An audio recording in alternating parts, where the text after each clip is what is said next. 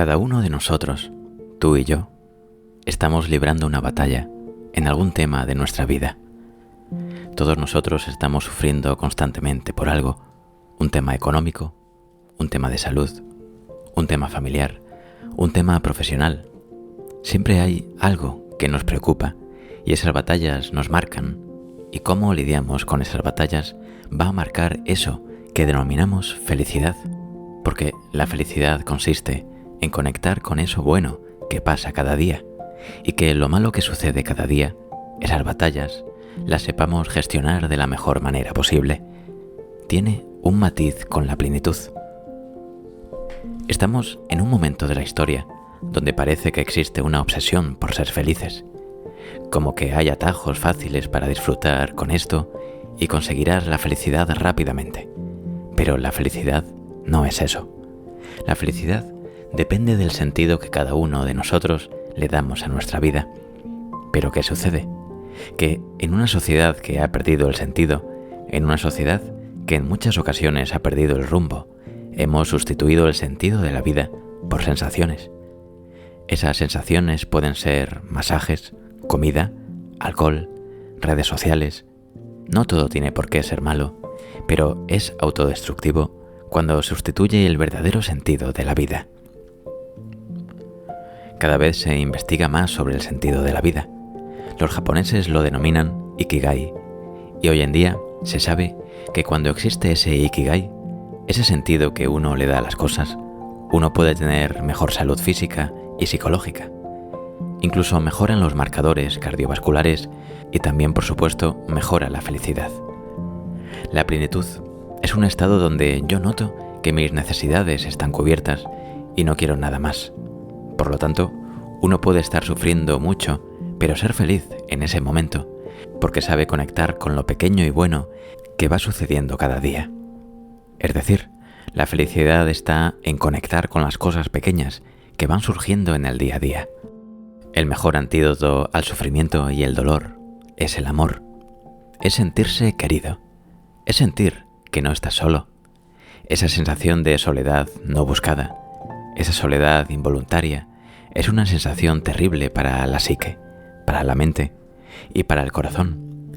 Y por eso, en muchas ocasiones, cuando uno está solo, tener a alguien, una persona que te apoye, una persona que te escucha y te da energía al estar con ella, que no te juzga, que te entiende, a la que le cuentas algo y automáticamente te hace sentir mejor, que da igual si hace un año que no la veas, que sabes que con esa persona las cosas son mucho más sencillas, ¿verdad?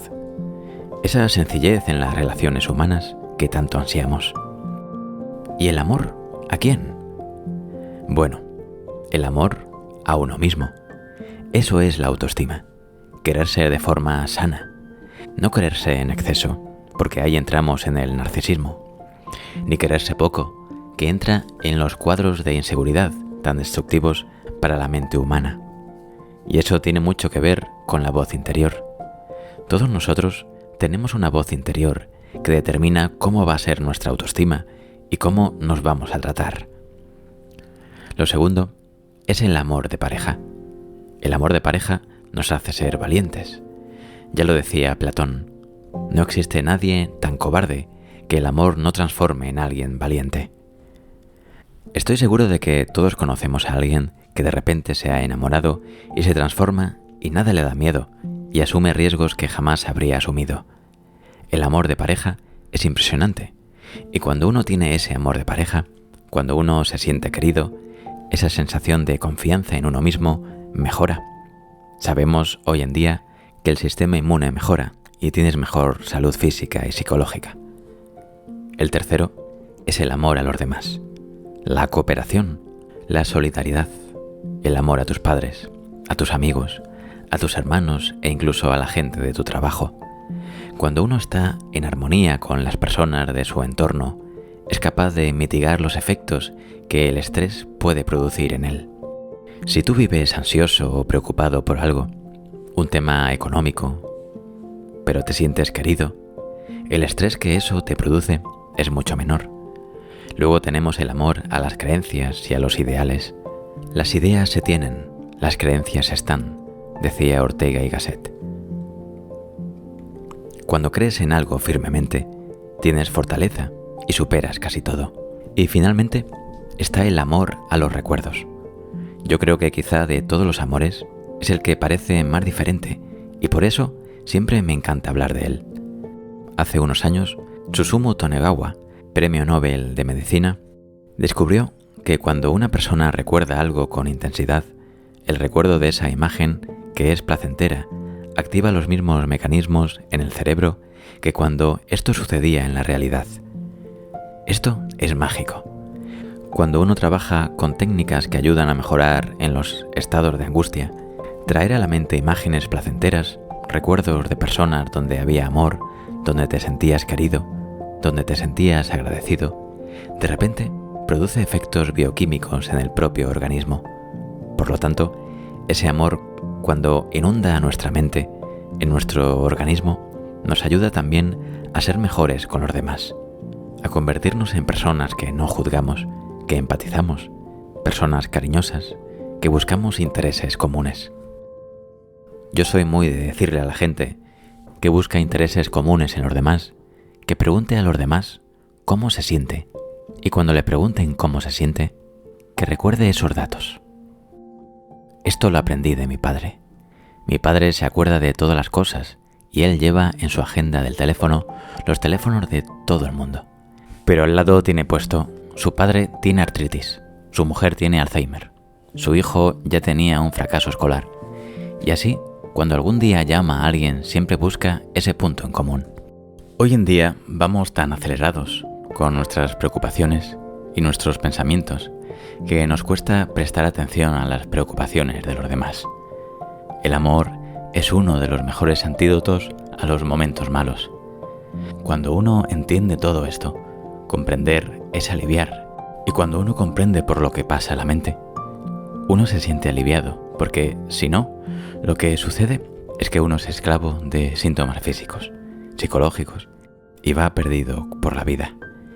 Y poder llegar a unir la mente y el cuerpo y entender que somos lo que pensamos en muchas ocasiones, que ese pensamiento me lleva a una emoción, que esa emoción tiene su impacto en el cuerpo, me va a ayudar muchísimo para poder desarticular esa intoxicación de cortisol y esos momentos de estrés mantenidos.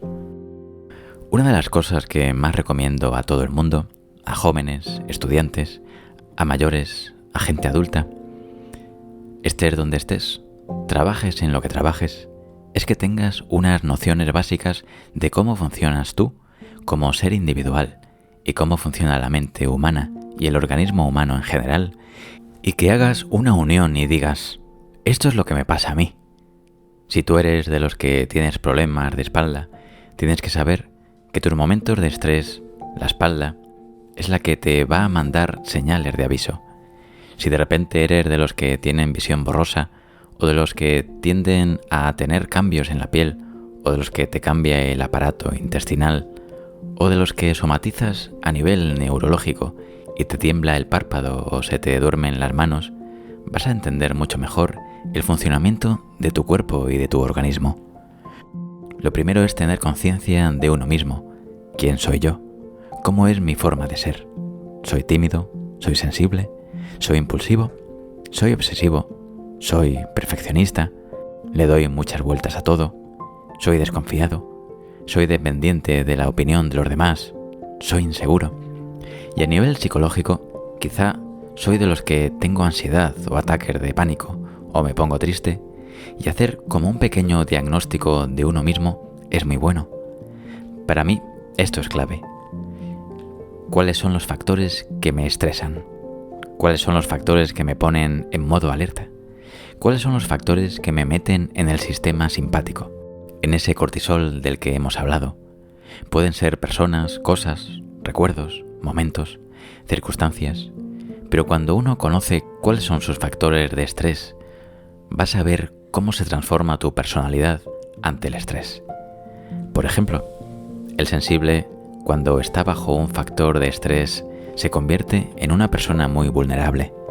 Ahora estoy bien, ahora estoy mal. Ahora estoy bien, ahora lloro. Ahora estoy angustiado, ahora vuelvo a estar bien. El tímido, cuando está bajo factores de estrés, se bloquea. El impulsivo, bajo factores de estrés, es más agresivo. El que le da vueltas a las cosas, bajo factores de estrés, es más obsesivo y entra en pensamientos en bucle. El perfeccionista, cuando está estresado, tiene una sensación de insatisfacción vital porque nada está a la altura de lo que quiere. Cuando uno se comprende, se siente aliviado. Entonces, cuando hay preguntas, ¿qué nos puede ayudar? Hacer este esquema. Yo a todos mis pacientes les hago este esquema. ¿Cómo eres tú? ¿Cuáles son tus factores de estrés? ¿Y en qué se transforma esto?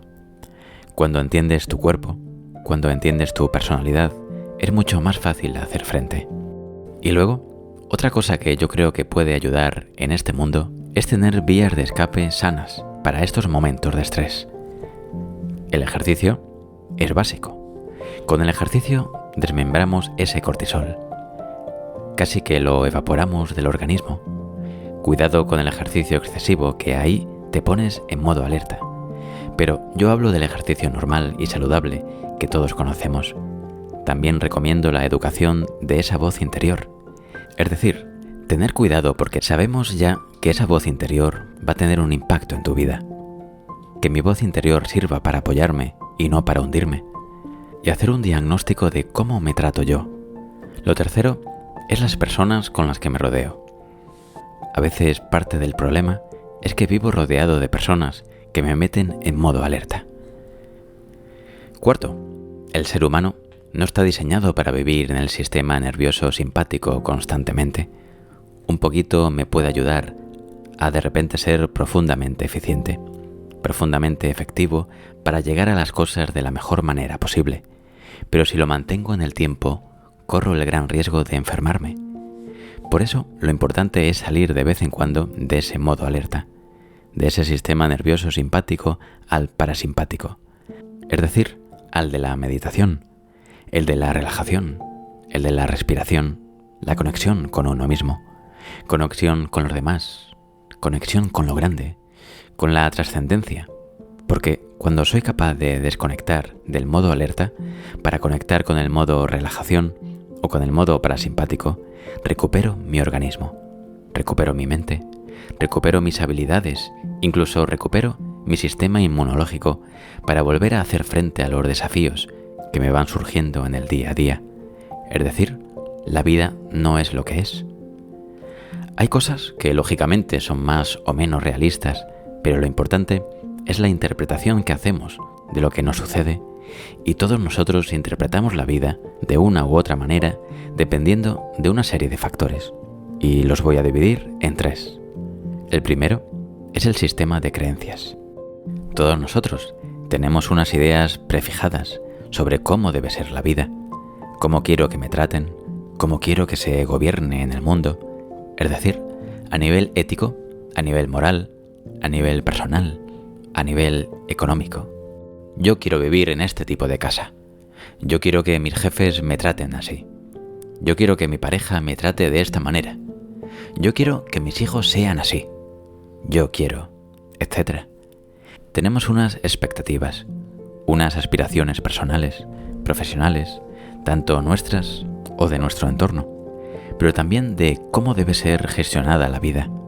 O sea, hay palabras, personas, personajes, dichos, que automáticamente generan una reacción, y eso es el sistema de creencias.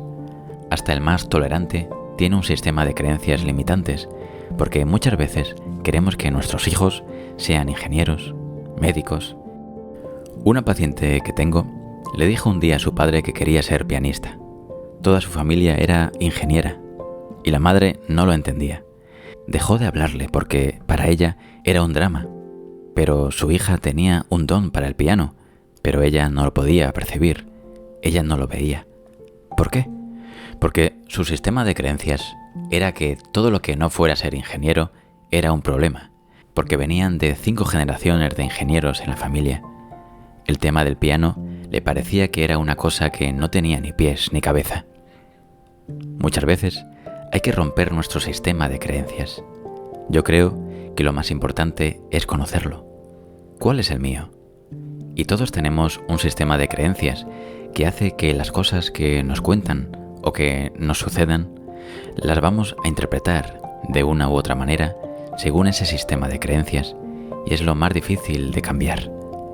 Cuando uno piensa en algún tema de alguna manera, a veces no se puede modificar y es como darse contra un muro. Yo puedo tener delante un paciente que noto que tiene un sistema de creencias limitante, pero le digo: acepta a tu hijo, acepta este tema en ti, acepta tu pasado, acepta que esto pase en tu trabajo.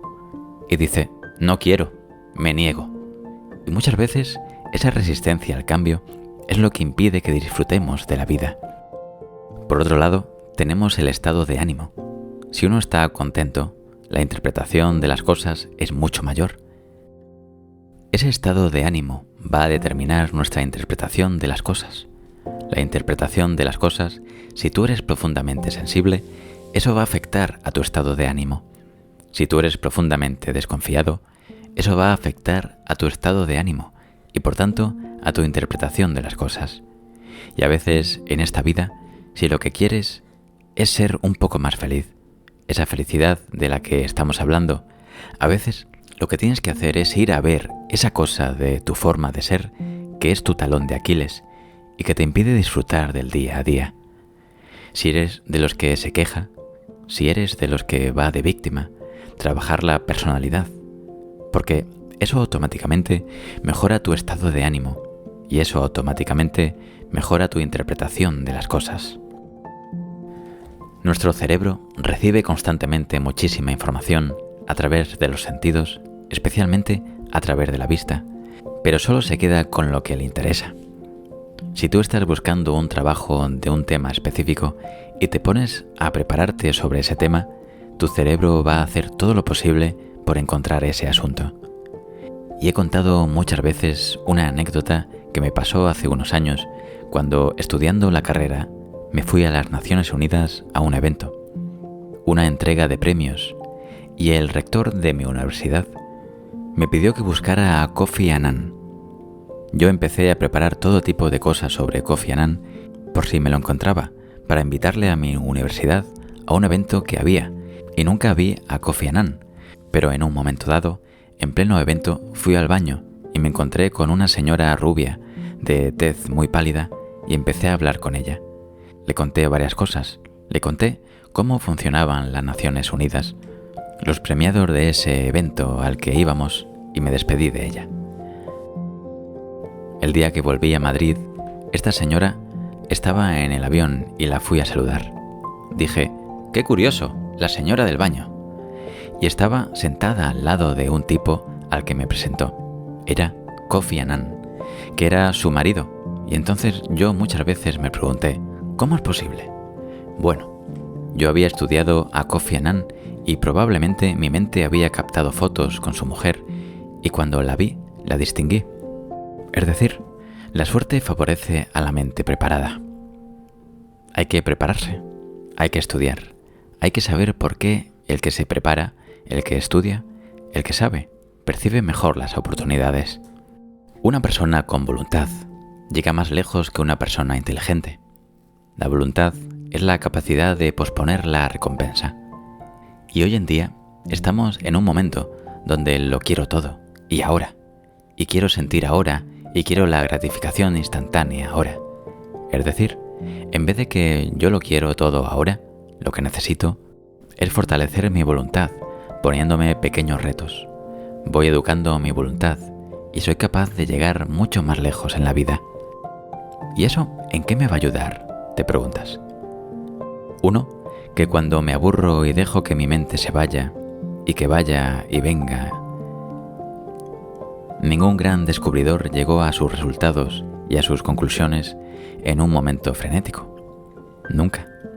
Uno está bajo un árbol y vio caer una manzana. El otro paseaba por los jardines de Atenas, es decir, en un momento de paseo, de desconexión, de relax, y de repente le hizo un clic y vino una idea. En un momento de estrés frenético no llegas a los grandes temas de la vida. Vas de forma superficial y no profundizas. Aquí hay un tema muy interesante, y es que nosotros esculpimos nuestro cerebro en tiempo real, según a qué prestamos atención.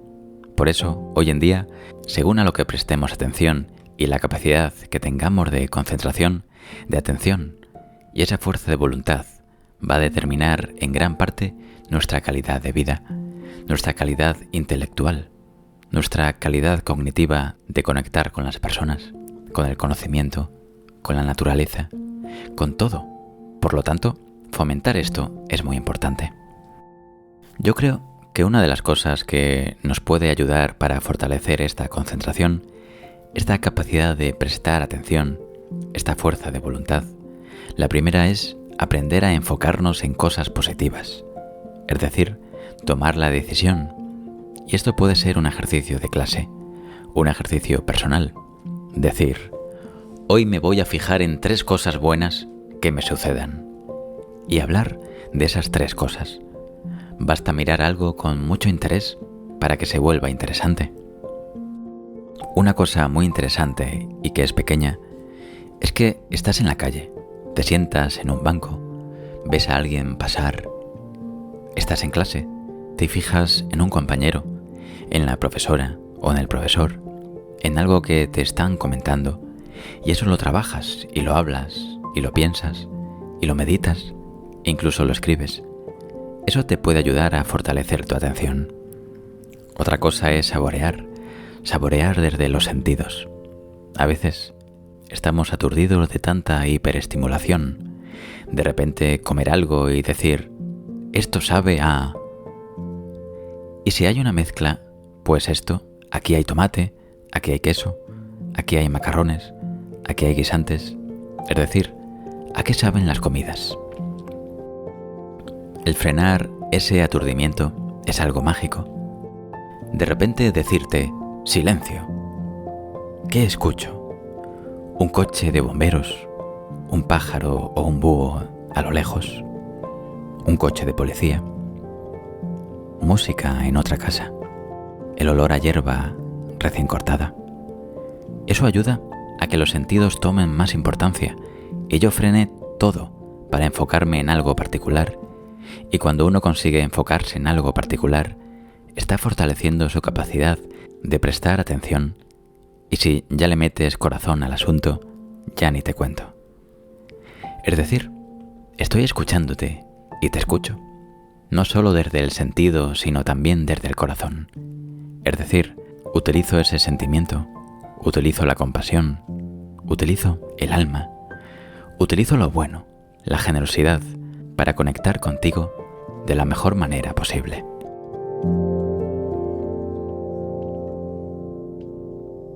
Si te ha inspirado, haz clic en me gusta, comparte el vídeo y no olvides suscribirte. Ahora escribe en los comentarios, estoy conectando con mis sentidos, para yo saber que te gustó y te ayudó este vídeo. Te mando un abrazo. Soy Elías Benson.